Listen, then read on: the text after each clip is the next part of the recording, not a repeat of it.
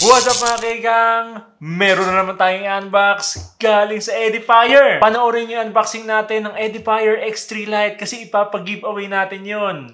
Yung link nasa pin comment sa baba. Gaya ng Edifier X3 Lite, ipapag-giveaway din natin yung i-unbox natin ngayon. Ito ang Edifier HH700NB Noise Cancelling Headphones.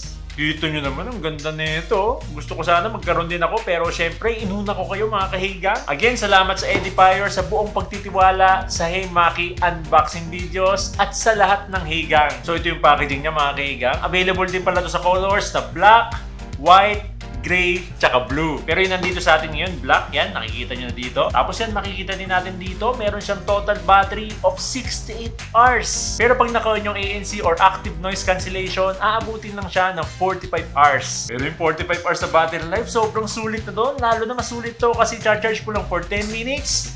Kaya na tumagal for 8 hours straight. Sobrang solid ng battery life nito, kaya sana meron din ako. Edifier, baka naman, di ba? Tigde-demand eh, no? So yun lang mga kaigang, i-unbox na natin tong Edifier HH700NB. Whoop! Yun, okay, bungad na bungad. Nandito ka agad yung, okay, manual, after sales card, okay, mga paperworks, at yung Type-C cable, okay? Okay, may silica gel pa. Okay, hatakin lang natin to mga kahigang. Yun, okay, wala na dito. Dito na yung HH700NB. Okay, tabi mo natin yung iba. Unlock lang natin. Whoop! Yun!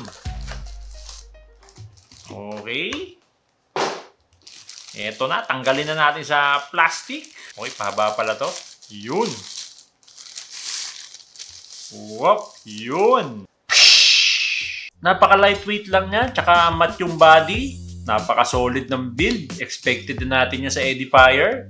Napaka-angas nitong Edifier HH700NB. Oh. Okay mga kaigang, ito na mismo yung Edifier HH700NB. Napakaganda oh. Napaka-solid. Hard plastic yung build niya, no? Tapos nandito yung Edifier logo, magkabilaan. Tapos yung internals niya, alloy, ayan. So alloy na to, kaya matibay, ayan oh. Solid, nice. Tapos ito yung cushion niya, oh, napakalambot, parang puwet ng baby. Kita niyo naman, oh. Memory foam yan, mga kahigang. Okay, pakita natin ng malapitan sa camera. Ayan. At that, napakalambot. Ooh. Nice. Oh, ha? Look at that. Yung isa pa nagustuhan ko dito, na-fold siya. Para hindi spacious sa bag nyo. You know? Ooh, look at that. Kita niyo naman, oh. Mas maliit na siya ngayon. Oh, di ba?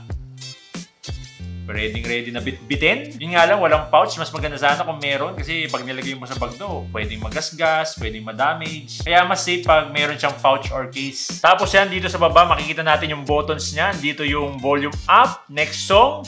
Tapos dito sa gitna yung power button. Tsaka at the same time, ito yung multi-function key niya. Itong button sa gitna, bukod sa power button, pwede ka mag-play, pause, mag-answer ng call at reject ng call. Dito naman yung volume down, previous track. Tapos mayroon pang isang button dito, yan yung Bluetooth pairing. Ito din yung button kung gusto mo i-on yung ANC or active noise cancelling, game mode, pati yung ambient mode. Medyo nakakalito lang kasi kinample nila yung mga function dito. Ginawa nilang multi-function yung mga buttons. Pero masasanay din naman kayo mga kaigang, lalo na nandun naman yun sa instructions. Pero ako personally, gusto ko may dedicated button sana kahit sa active noise cancellation lang. Lalo na dito sa kabila, yan o.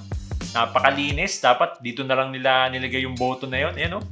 Pwede naman dito eh. Oh. Tapos wala siyang auxiliary port. So kung gusto nyo i-convert to as wired headphone, hindi pwede dito, no? Bali yung makikita lang natin dito is Type-C port. Yan. So Bluetooth headphone lang talaga tong Edifier HH700NB. Pero yung maganda dito sa headphone na to, at personally, nagustuhan ko talaga is yung multi-connection. Pwede to connect sa dalawang devices nyo. For example, nagmo-music kayo gamit yung computer nyo.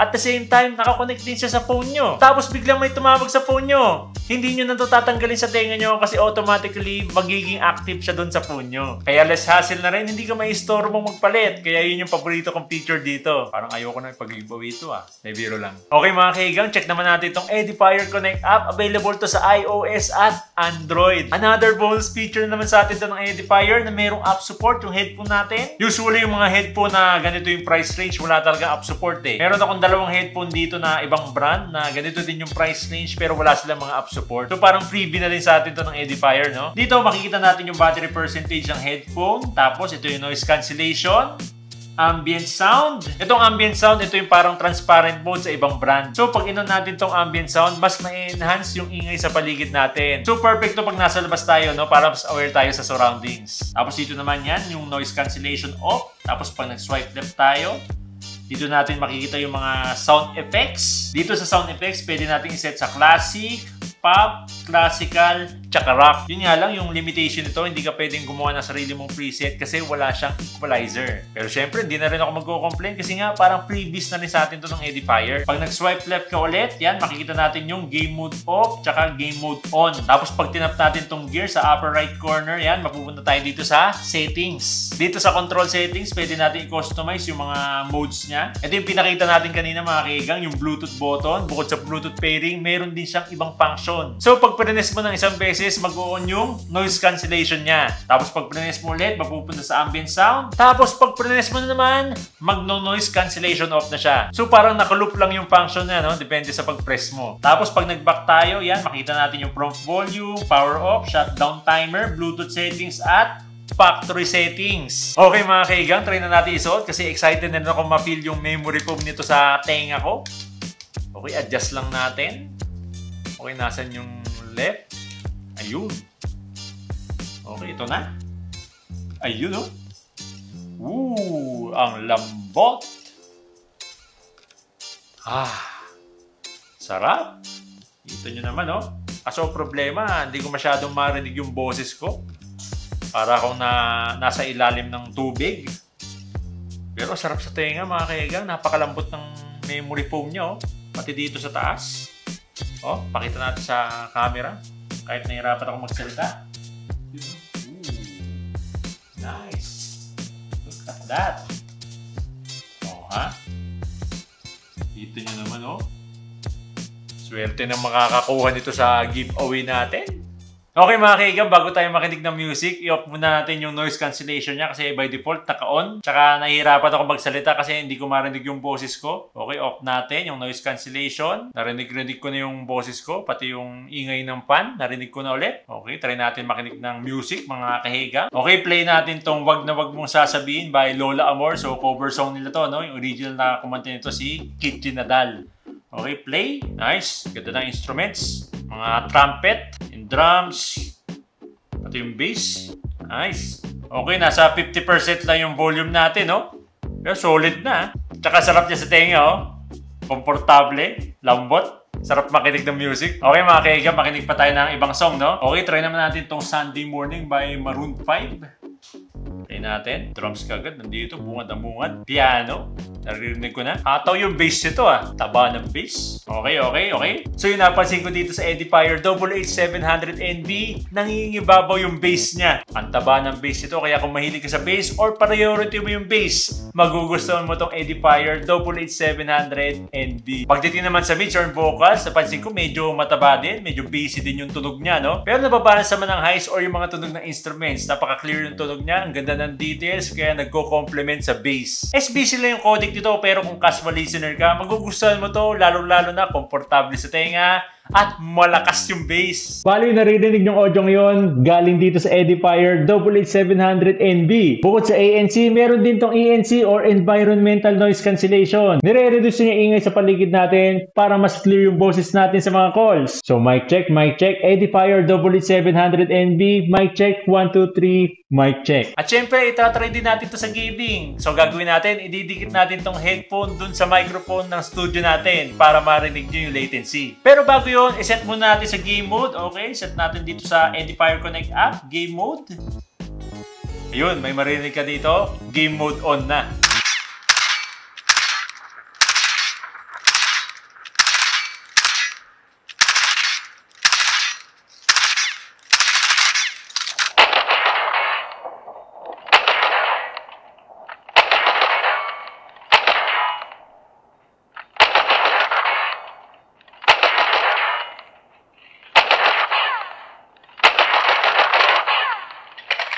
Kung naghahanap ka ng headphones na hindi nagsasacrifice sa quality, sakto tong Edifier WH700NB para sa'yo. Merong active noise cancellation, app support, 6 to 8 hours battery life, at komportable sa tenga. Napakasulit na nitong Edifier WH700NB, lalo na makakuha nyo lang to for only 1,950 pesos. Masulit to lalo kasi ipapag-giveaway natin to, kaya i-check nyo yung pin comment para sa mechanics. Malay nyo, makuha nyo tong Edifier WH700NB.